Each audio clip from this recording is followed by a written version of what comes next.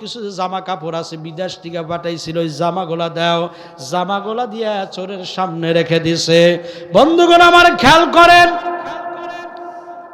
এবার মুরব্বী চাচা কয়, বৌমা তোমার না কিছু বাবার বাড়ি থেকে আসার পরেও তোমার শাশুড়ি না কিছু গয়না দিছিল, ওই গয়না কি আছে নাকি গেছে? কয় আব্বা কি কোন আমানত সহকারে, ওগুলো তো একদিন মাত্র ব্যবহার করছি। কয় গয়নাগুলো দাও, গয়নাগুলো একটু আমার একটু বাইর করে দাও। বাইর করে দেওয়ার পরে কয় যা কিছু আছে একটা এগুলো টোপলাটা দিবা দো। বাঁধার পরে এবার আবার ছোট বেটার বউকে ডাক দিছে, বৌমা ওঠো, ও বৌমা ওঠো। ছোটর বেটার বউকে ডাক দিছে, ও বৌমারে, নাকের দুন কানের ফুল তোমার মধ্যে কিছু আছে নাকি? কয় আব্বা আছে, শাশুড়ির কাছ থেকে কিছু পাইছিলাম। কয় ওইগুলো আমারে দাও, ওইগুলো আমারে কিছু দাও। ওইগুলা দিছে, সব কিছু দিয়া নিজের কিছু কাপড় চোপড় দিয়া বড় বেটার বউকে কয়, বৌমারে খাবার দাবার কিছু আছে নাকি? কয় আব্বা রাত অনেক বেজে গেছে, রাতের বেলা খাবার এত কেমনে থাকে, তবে দেখা যাক কিছু পারি কিনা। কয় বৌমারে কিছু খাবারের ব্যবস্থা করো। কয় আব্বা খাবারের ব্যবস্থা আছে, কিন্তু সেগুলো তো ভালো মন্দ গরম কিছু নাই। কয় একটু গরম করো, ভালো কইরা সেগুলোকে পাকাও। এবার মুরব্বী চাচা কয়, বৌমারে একটু চালু করো, মেহমান কিন্তু ঘরের মধ্যে আছে। আল্লাহু আকবার বলেন। চোর গেছে চুরি করতে, কি করতে? সবাই বলেন, চুরি করতে। মাশাআল্লাহ, জ্যোৎস্না রাত্রি, দেখে দরজা ফাঁকা। দরজা কি চোরের জন্য সহজ হইল নাকি কষ্ট হইল? জোরে কর। এ ভাবছে যে আমার নানার বাড়ি। ঢুকছে কোথায়? ভিতরে। ঢোকার পরে মারছে কি? লাইট। না তাকাইলে কিন্তু বুঝবেন না, সবসময় মুখে বলবো না, হাতেও দেখায় বলবো। যেটা মিস করবেন ওটা কিন্তু হারায় ফেলবেন। আল্লাহ রসুল বলেন, একটা আমলও একটা কাজও আল্লাহ তাআলা যদি সেটা নেক হয়, আমলের হয়, আখলিস দীনাকা ইয়াকফিকাল আমালুল কলিল, অল্প আমলে আল্লাহ জান্নাতে যাওয়ার জন্য আল্লাহ রাস্তা খুলে দিতে পারে। জোরে কান সুবহানাল্লাহ। যথেষ্ট। চুরি করতে গেছে, লাইট মারছে। মারার পরে এবার দেখে সর্বপ্রথম আগে ওই বাড়ির যে মুরব্বী চাচার একবার বরাবর লাইটটা চলে গেছে। আল্লাহর কি কাম, একদম তাকায় রয়েছে দুই চোখ খুলে। কি খুলে? এন পিছায়ও না আগায়ও না। চিন্তা করছে যেহেতু আসছি, যদি খালি হাতে যাই বাড়িতে বউয়ের পিটানি খাওয়া লাগবো, আর এখানে যদি ধরা পড়ি এখানে কয়টা খাওয়া লাগবো। তারপরেও যদি এক জায়গায় খাই আর এক জায়গায় যেন না খাই। বিসমিল্লাহ বিল্লাহ চুরি শুরু করছে। কিছু চোর কিন্তু বড্ড চোর আছে, নামাজ নাই, কালাম নাই, লা ইলাহা ইল্লাল্লাহ, হ্যাঁ ভিক্ষার মালিক তুই আল্লাহ, নাউজুবিল্লাহ কন। কি ভিক্ষা শুরু হয়েছে ভাই? মুসলিম হোস্টেল, মুসলিম রেস্টুরেন্ট নাম দিছে, অথচ ভিতরে গেলে মনে করেন এটা হাজি সাহেব নাকি এটা পাজি সাহেব, আল্লাহ ভালো জানে, গুক্কুর সাহেব, ব্যবহারে কোনো মিল নাই। নাম দিছে মুসলমান, মুসলমান ভাই ভাই। ভিতরে দিয়ে যে ফেতনার কোনো অভাব নাই, জোরে কন ঠিক কিনে। আবার দিছে বিসমিল্লাহ হোটেল, ভিতরে যা বিসমিল্লার কোনো বংশ নাই। আছে কি নাই? জোরে কন আছে কি নাই? লাইট ধরছে, চিন্তা করে যে তাহলে কিছু চুরি করি, যেহেতু আসছি। যাই হোক, কিছু টুকটাক চুরি করছে। চিন্তা করতেছে মুরব্বী মানুষ, হয় ওঠার আগ দিয়ে আমি এমন একটা স্পিরিটে দৌড় মারমু যে আর আমার খুঁজে পাইব না। দরজা যেহেতু খোলা আছে, সব চুরি করা শেষ। করার পরে কিছু আংশিক চুরি করছে, চিন্তা করতে আর বেশি লোভ করা যাবে না। এবার চলে যাইতেছে, মুরব্বী আর ডাকে না। মুরব্বী আর কি করে না? মুরব্বী কি করছে? ছায়ায় আছে। জোরে গান কি আছে? মুরব্বী ছায়ায় আছে। এখন ঘর থেকে বের হওয়ার পরে চিন্তা করে যে কে রে, চুরি করলাম, লোকটার ঘর থেকে এত বড় লোকসান করলাম, নিলাম, কিন্তু মুরব্বীর হাতে তো মুসাফা করলাম না। কি কন? মুসাফা বুঝছেন নাকি? চোরের সাথে কি করবে? চোর মুসাফা করবে। কার সাথে? বাড়ির মালিকের সাথে। তাহলে একটু মুসাফাটা করে গেছে। যাওয়ার পরে মুরব্বীর কাছে যখনই বিসমিল্লাহ বলে হাতটা যখন পাইতা দিছে, মুরব্বী কি করছে? কথা কন। দৌড়া ফেলছে, আটকে গেছে। ঠিক আছে, দরজা খুললেও আর যাওয়ার কোনো, হ্যাঁ মুরব্বীদের এত কাঁচা বাবার কোনো কারণ নাই। এখন দুই চারটা পোলাপান দুই হাতে তুলবো, আগেরকার মুরব্বী। জোরে কন ঠিক কিনে। টেস্ট করে দেখেন একটুকা, এত দুর্বল ভাইবেন না চাচা করে। আগেরকার মুরব্বী ওগুলা হলো খাঁটি মাল। ওগুলা কি মাল? আর এখন সব জিনিসে ভেজাল। দুধের মধ্যেও ভেজাল আছে কি নাই? সব কিছুতে ভেজাল। আগের জিনিসের কোনো ভেজাল নাই কি নাই? ভেজাল নাই। দ্বিতীয়বার ধরছে, প্রথমবার ধরল না, দ্বিতীয়বার কেন ধরল? শুনবেন নাকি?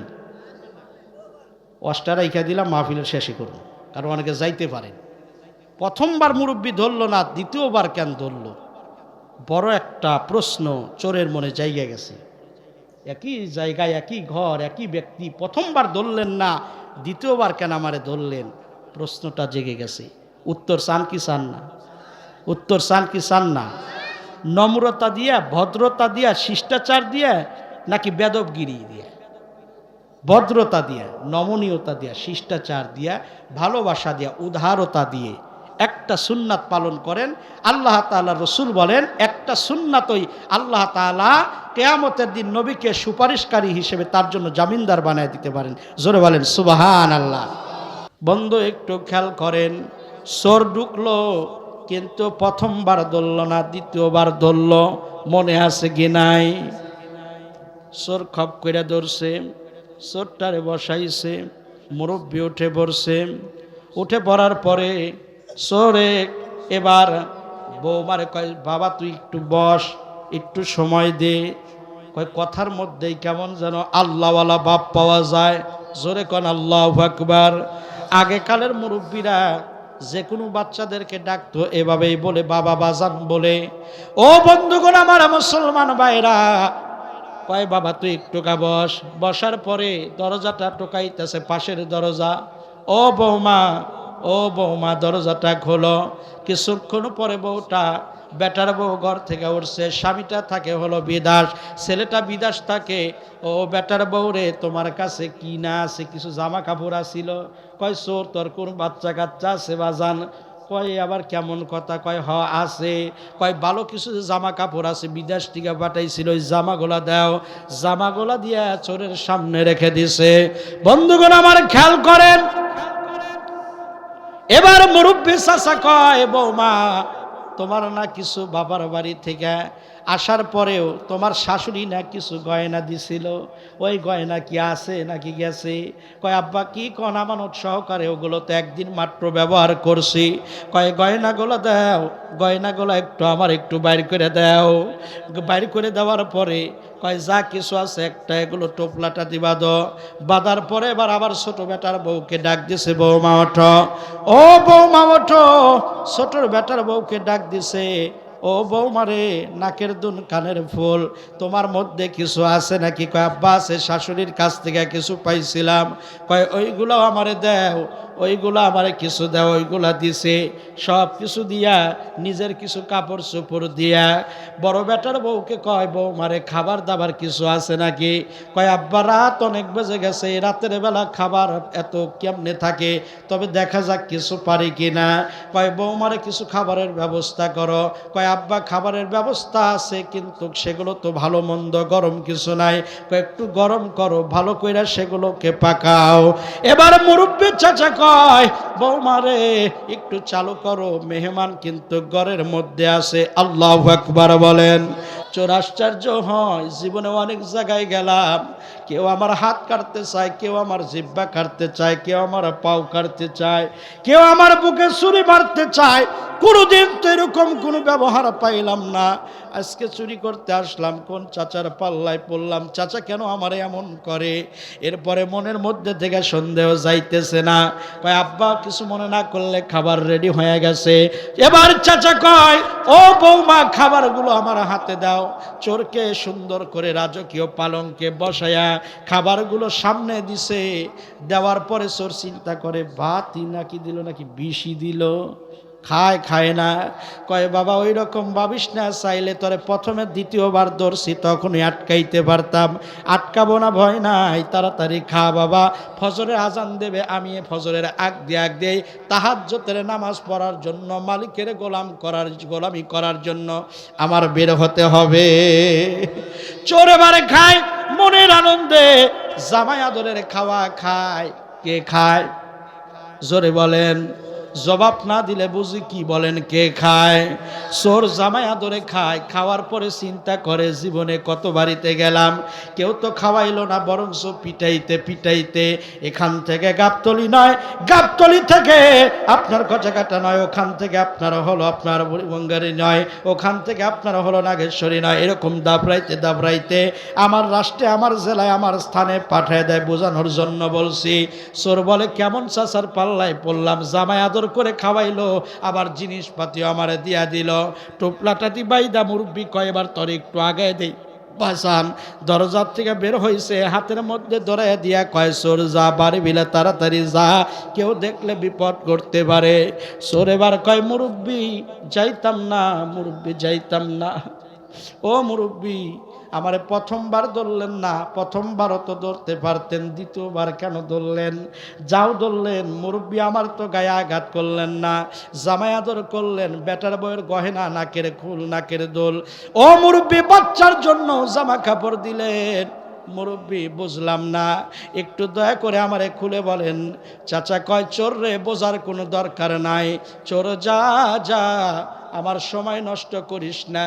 কয় মুরব্বি যাইতাম না, যতক্ষণ না বলবেন আমি যাব না।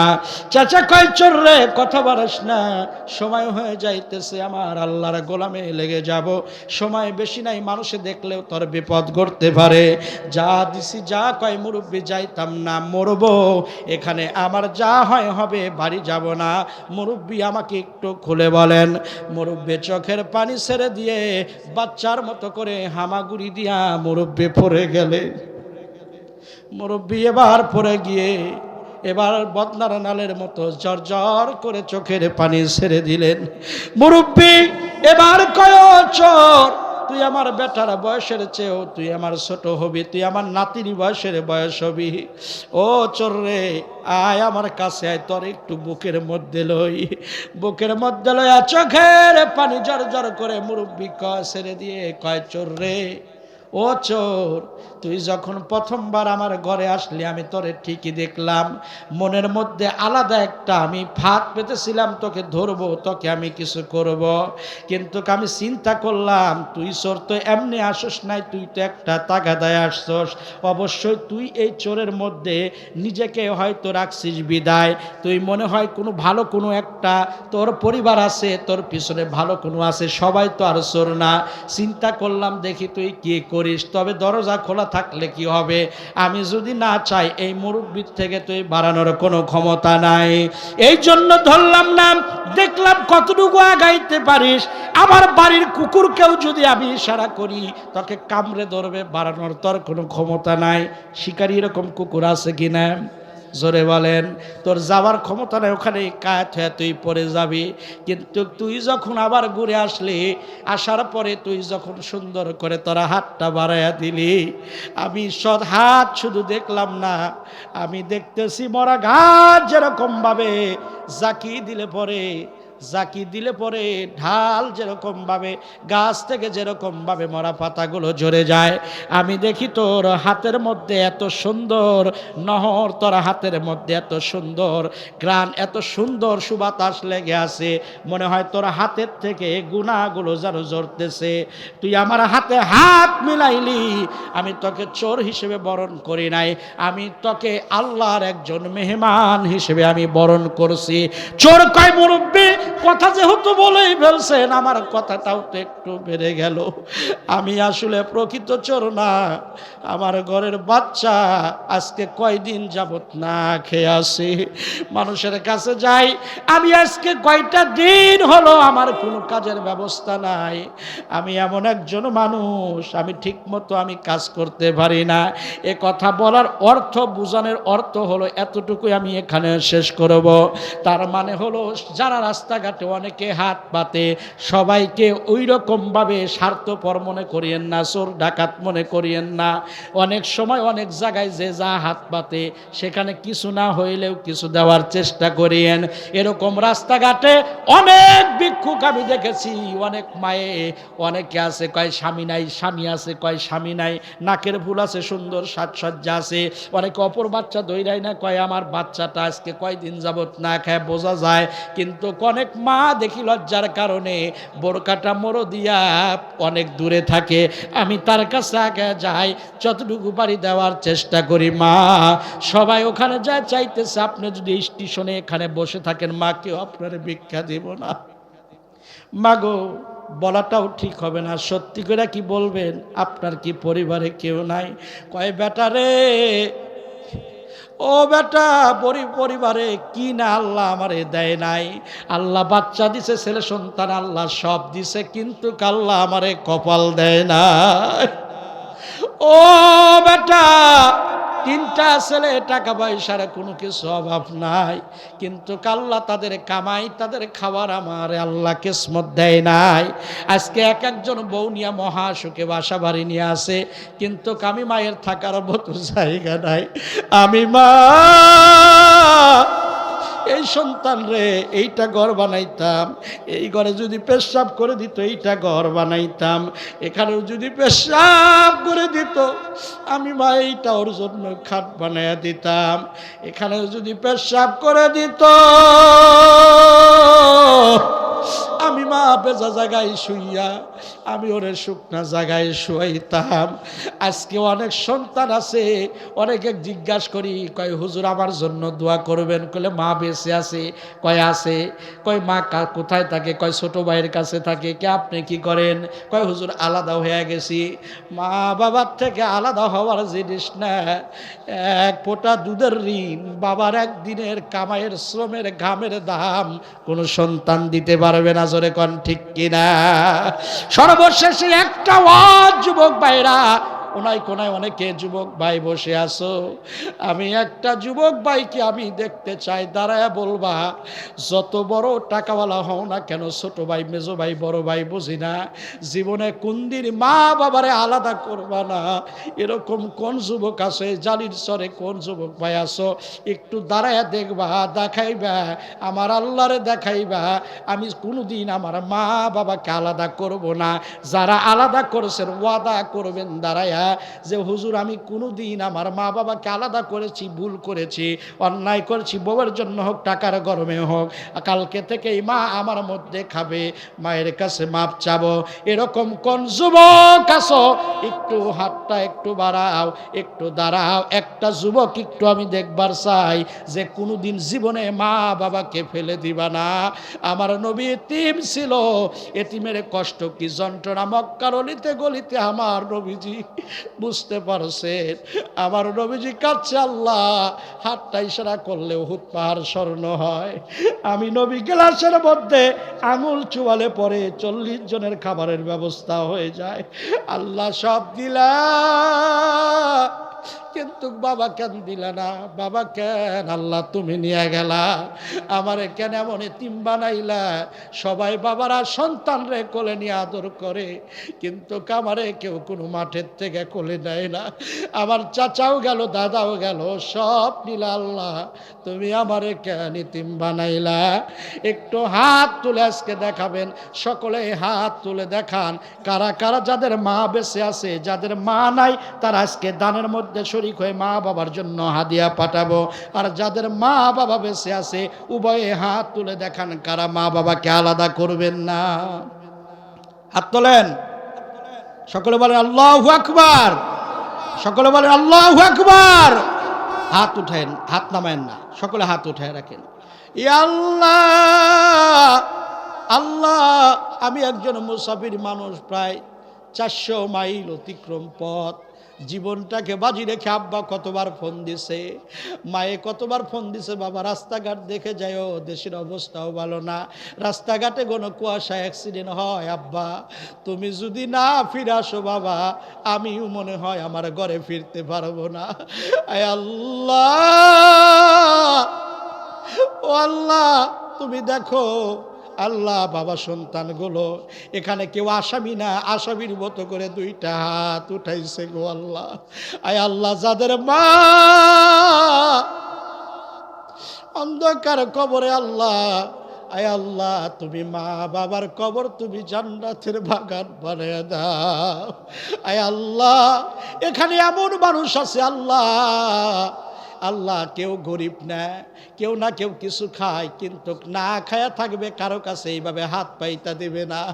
আয় আল্লাহ তুমি সবাইরে মাফ করে দাও, সবাইরে মাফ করে দাও, বলেন আমিন।